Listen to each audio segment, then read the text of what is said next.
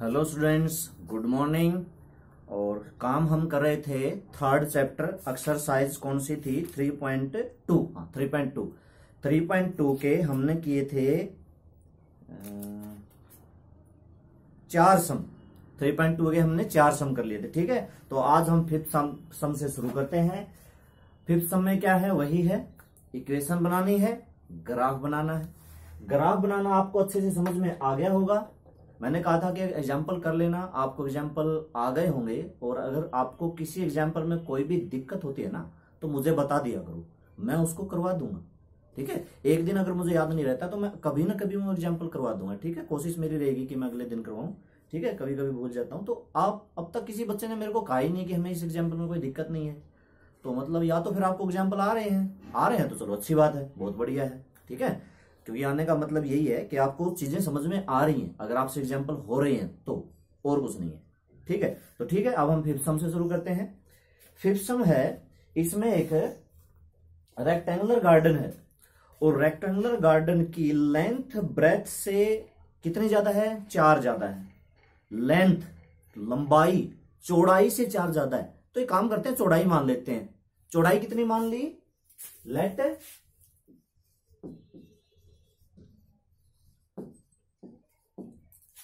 Garden,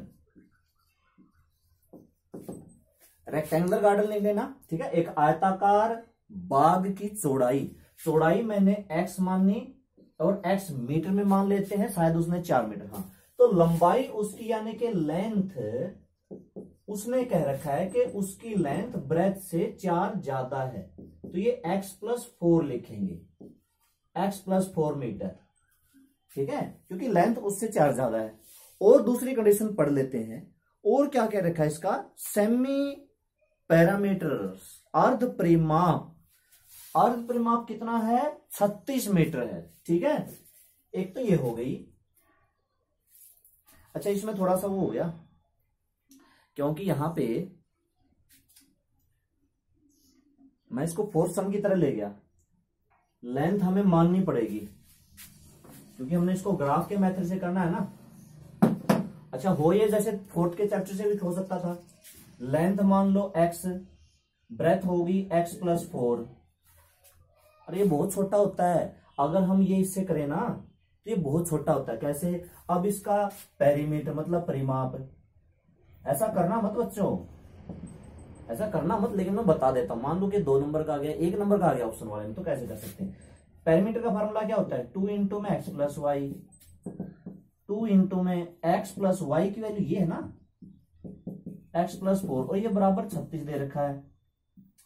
2 into में x+x, 2x plus का 4 बराबर 36। 2 यहां से गया बटे में, हो गया कितना? 18। 18 में से 4 गए 14, और x की वैल्यू 14/2 कितनी आ गई? 7। लेकिन हमें क्योंकि ग्राफ वाले मेथड से करना है तो हम ऐसे नहीं कर सकते। अब कैसे पता चलेगा? देखो, अगर 1 नंबर का आया तो ऐसे कर दो, या तो ये आएगा फिर पूरा बड़ा 4 या 6 नंबर का। 4 6 में ऐसे नहीं कर सकते। इसी तरह का 2 नंबर का भी नहीं आएगा, 2 मार्क्स का नहीं आता, 3 मार्क्स का भी नहीं आता, फिर तो 5 का ही आएगा। ठीक है, तो ब्रेथ इस लेंथ मैंने इसकी मान ली y। अब और क्या करना है? हाँ, 2 चीजें हैं।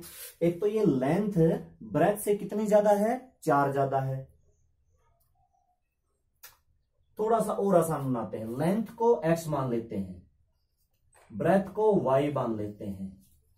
पहली condition according to question 1, length breadth से 4 ज्यादा है तो 4 जोड़ देते हैं, इधर ले आए x - y = 4। Equation number 1, length breadth से, लंबाई चौड़ाई से 4 ज्यादा है तो 4 जोड़ दिया, y को इधर ले आए। Equation number 1 according to question 2, ये पहली कंडीशन थी। दूसरी कंडीशन इसका, इसने सेमी सर्कल दे रखा है। सेमी सर्कल क्या होता है? पूरा सेमी सर्कल नहीं, सेमी पैरामीटर। पैरामीटर क्या होता है? 2 इंटू में x+y। ये तो पूरा होता है, हाफ, इसका हाफ। सेमी है ना, वो 36 दे रखा है। 2 से 2 कट गया, x+y बराबर 36। Equation number 2। ये 2 इक्वेशन हो गई।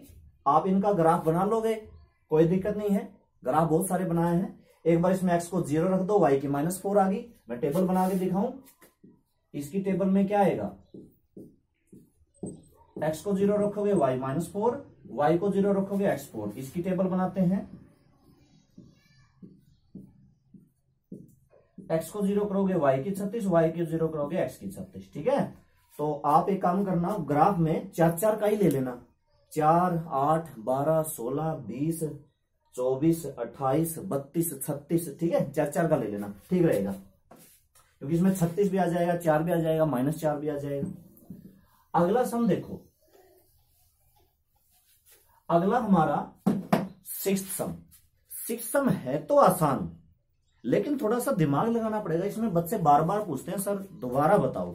तो देखो, गिवन इक्वेशन, दी गई समीकरण, गिवन इक्वेशन इज क्या है, 2x + 3y -8 बराबर 0। ठीक है, ये समीकरण नंबर 1। पहले पार्ट में इसने क्या कह रखा है, एक समीकरण पूछ रखी है। देखो क्या कह रखा है, दो चरों में ऐसी और रैखिक समीकरण लिखिए, लीनियर इक्वेशन लिखिए, जिसमें ताकि हमें जो है ना, पहले पार्ट में तो प्रतिच्छेद इंटरसेक्टिंग लाइन हो, सेकंड पार्ट में पैरेलल हो, समांतर हो, और थर्ड पार्ट में संपाती हो, कोइंसिडेंस हो। हम पहले फर्स्ट पार्ट की बात करते हैं। फर्स्ट पार्ट में इंटरसेक्टिंग लाइन इसने पूछ रखा है।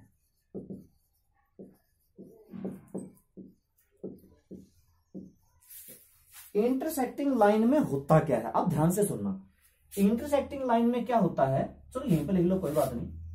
a1/a2 not equal b1/b2।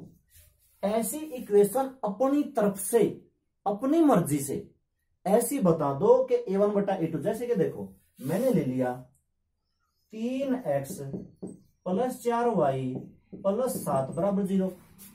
एक इक्वेशन ये है, एक इक्वेशन है। क्या ये दोनों इक्वेशन, दोनों लाइन एक दूसरे को इंटरसेक्ट करेंगी? चेक करने के लिए a1/a2 2/3, b1/b2 3/4, 2/3 3/4 बराबर नहीं है ना। ये मैंने कहां से लिखा, अपनी मर्जी से। क्या सिर्फ यही एग्जाम्पल, और एग्जाम्पल नहीं दे सकते? बिल्कुल दे सकते हैं, हजारों दे सकते हैं।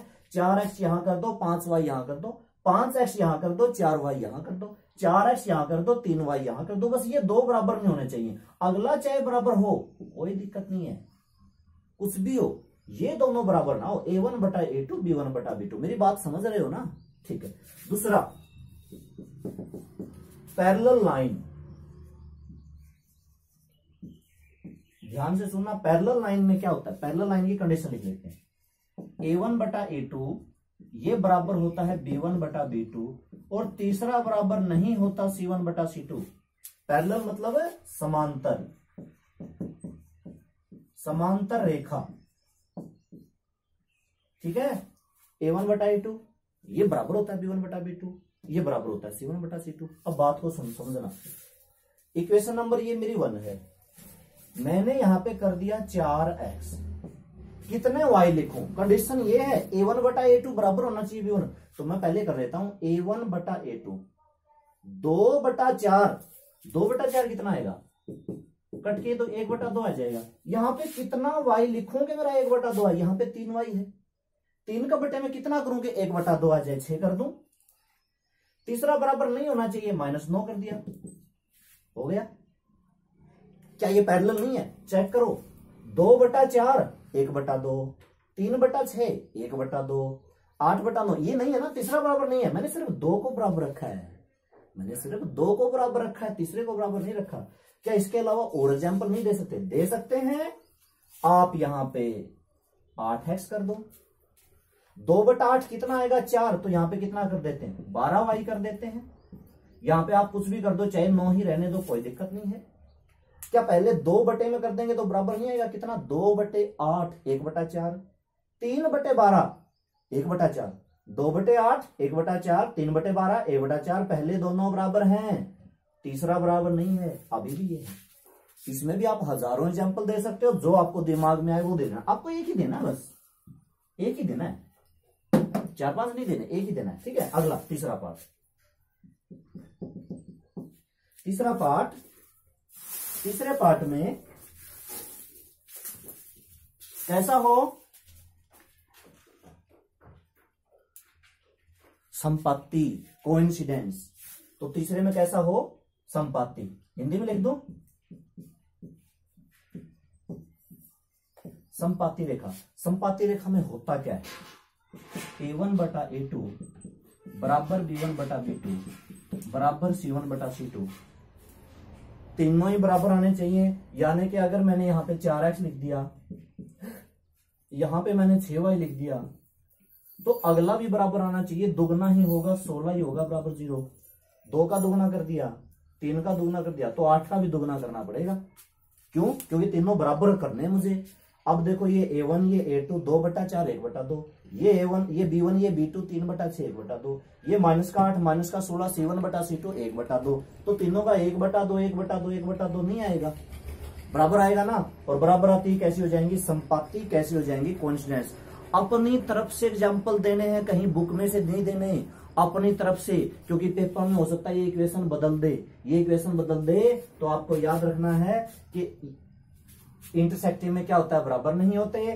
पैरेलल में क्या होता है, 2 बराबर होते हैं, तीसरा बराबर नहीं होता। संपाती कोइंसिडेंस में क्या होता है, तीनों बराबर होते हैं। तो अगर आपने पहले वाला डबल कर दिया तो अगला भी डबल करना है, अगला भी डबल करना है। जबकि ऊपर वाले में अगर पहला डबल कर दिया तो दूसरा डबल करना है। अगर तीसरा डबल कर दिया तो वो तो ये हो जाएगा, इसमें डबल नहीं करना, याद रखना। पैरेलल में तीसरा बराबर नहीं करना, ठीक है। और इसमें तो बिल्कुल ही अलग करना है, पहले वाले में तो समझ गए होगे। अगला देखो,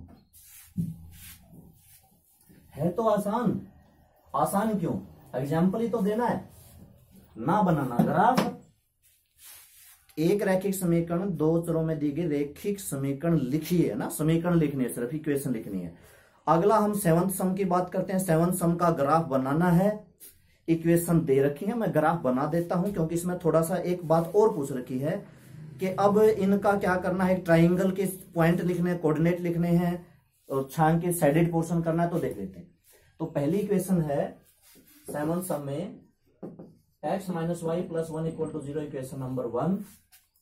अगली है 3x प्लस 2y माइनस का 12 इक्वल टू 0, इक्वेशन नंबर 2, ठीक है।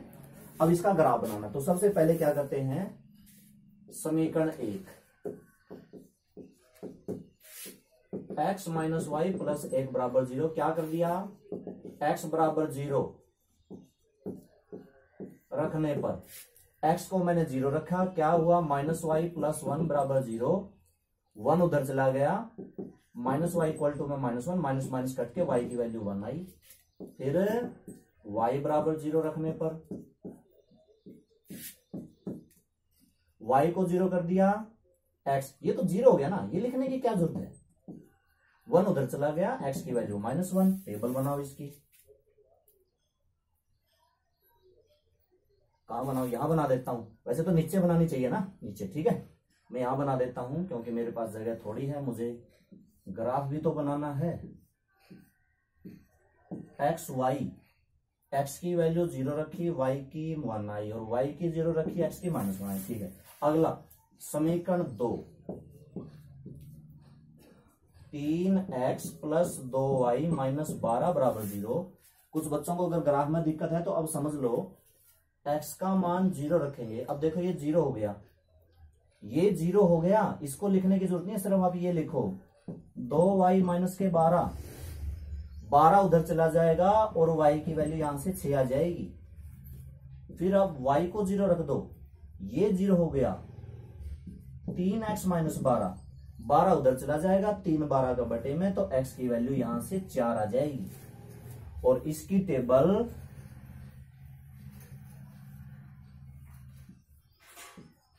एक्स वाई, एक्स की 0, यहां पे y की 6 आई थी और y की 0, x की 4 आई थी, ठीक है। अब मुझे ग्राफ बनाने के लिए जगह बच गई, तो यहां ग्राफ बना लेते हैं। एक्स वाई माइनस एक्स और माइनस वाई, देखो 1 है, 4 है, 6 है, वाई हमें क्षेत्र चाहिए, एक एक का ले लेते हैं। 1 2 3 4 5 6,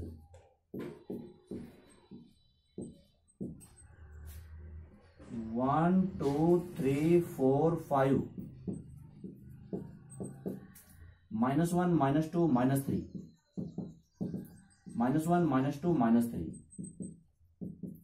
ठीक है, 0,1 y1 ये रहा, -1 x -1 ये रहा, इसको और इसको मिलाओगे और आगे ऐसे खींच दोगे रेखा। ये सारा काम ग्राफ, अब तो सब बच्चों के पास ग्राफ होगा ना अवेलेबल, पहले तो ग्राफ की कुछ दिक्कत थी। अच्छा, x4 y6, x4 y6, इसको और इसको मिला दो, ये बिल्कुल पॉइंट के ऊपर से जाना चाहिए। ठीक है, ये हो गया। अब ये आपको ट्रायंगल दिखाई दे रही है, किसके साथ? दो लाइन और एक्स एक्सिस के साथ रेखाओं से बने त्रिभुज के एक्स अक्ष, हाँ एक्स अक्ष लिख रखा ना, एक्स एक्सिस, एक्स एक्सिस ये हो गई, दो ये लाइन हो गई। इस ट्रायंगल को सेडिट कर दो। यहां पे बच्चे क्या करते हैं, इसको सेडिट पेंसिल से करना, इसको भी करना है, ये देखो ये यहां पे ये भी करना है, कहीं इसको छोड़ दो। ठीक है, इस लाइन से उधर उधर नहीं करना, ये ज्यादातर बच्चे ये करेंगे।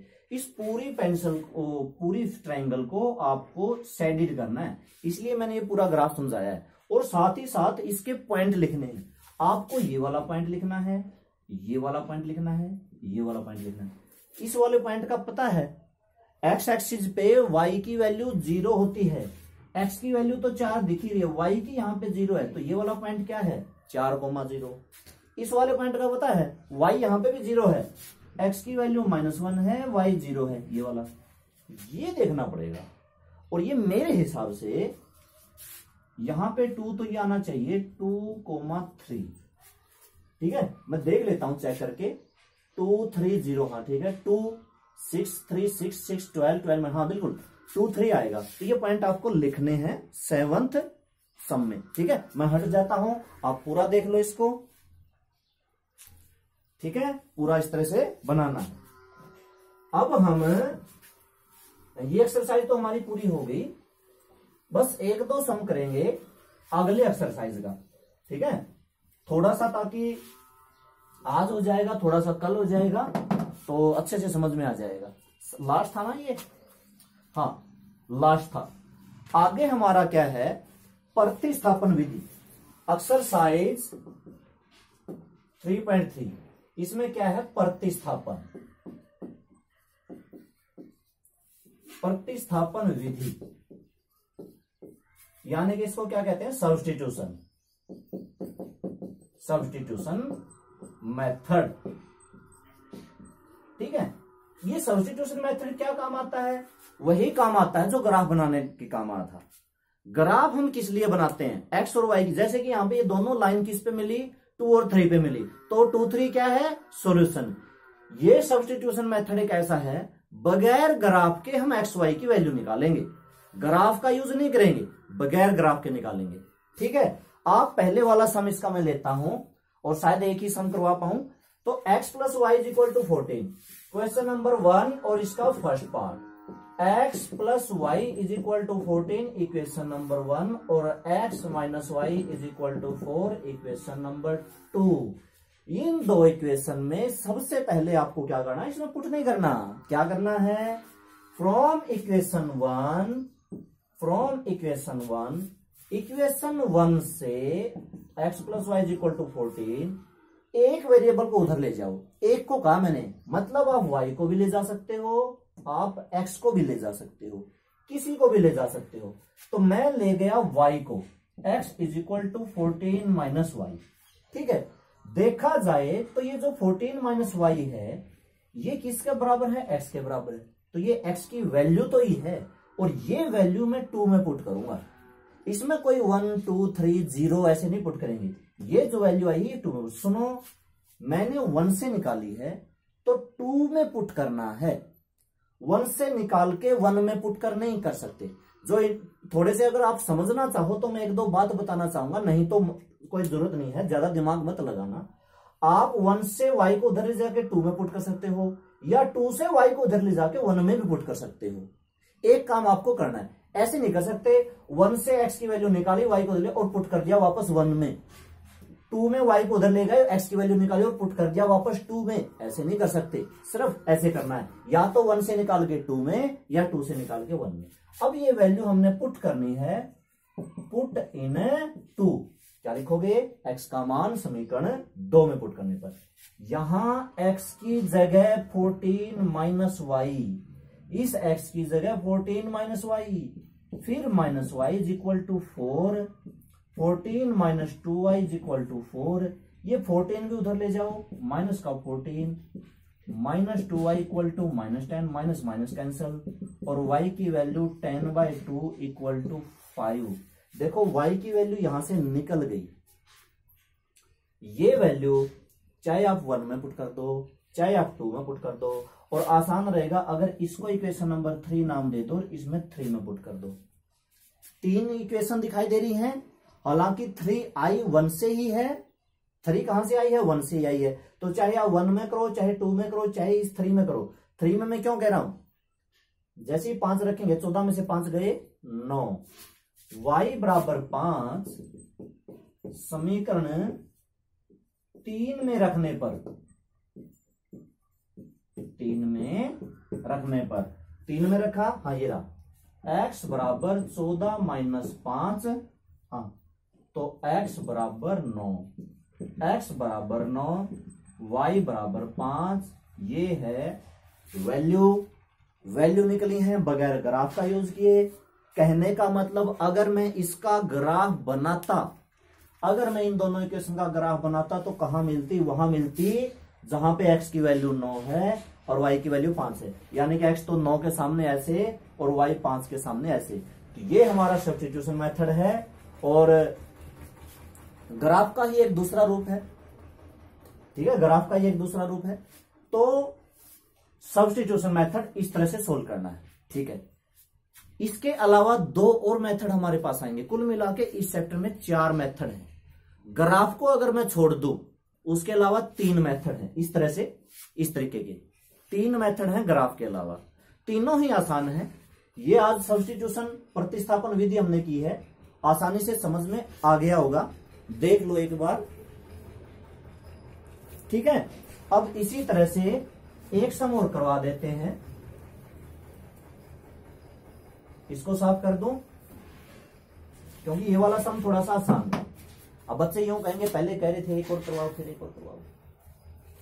ठीक है, दूसरा सम एस और टी में है, कोई दिक्कत नहीं है। अगर इक्वेशन एस और टी में है, S minus T is equal to 3। ठीक है, और दूसरा है एस बाई 3, छोटा लिख लेते हैं ना, एस ऐसे, S by 3 plus T by 2 equal to 6, equal to 6। तो ये तो मेरी इक्वेशन नंबर 1 है। इसको आप अगर बटे खत्म करना चाहते हो तो कर लो, थोड़ा सा आसान हो जाएगा। भाई बटे में है, वरना दिक्कत होगी। जैसे कैसे? इसका एलसीएम ले सकते हो इनका एलसीएम। 6 को 3 से भाग किया, आया 2 की एस से गुणा, ये हो गया 2s। 6 को 2 से भाग किया 3 की टी से गुणा, ये हो गया 3t और बराबर में 6 उधर चला गया, 2s प्लस का 3t बराबर में 36। इसको समीकरण नंबर 2 नाम दे दो। ठीक है, अगर बटे में आता है एलसीएम लेके बटे खत्म कर सकते हो, सीधा भी सोल्व हो जाता, बाद में एलसीएम लेना पड़ता। अगर आप मान लो कि इसी को इक्वेशन नंबर 2 फिर बाद में करना पड़ता। अब करना क्या है, यहां से एस और टी में से एक को इधर लेके जाना है। समीकरण 1 से फ्रॉम इक्वेशन 1 टी को ले जाओ, आसान रहेगा।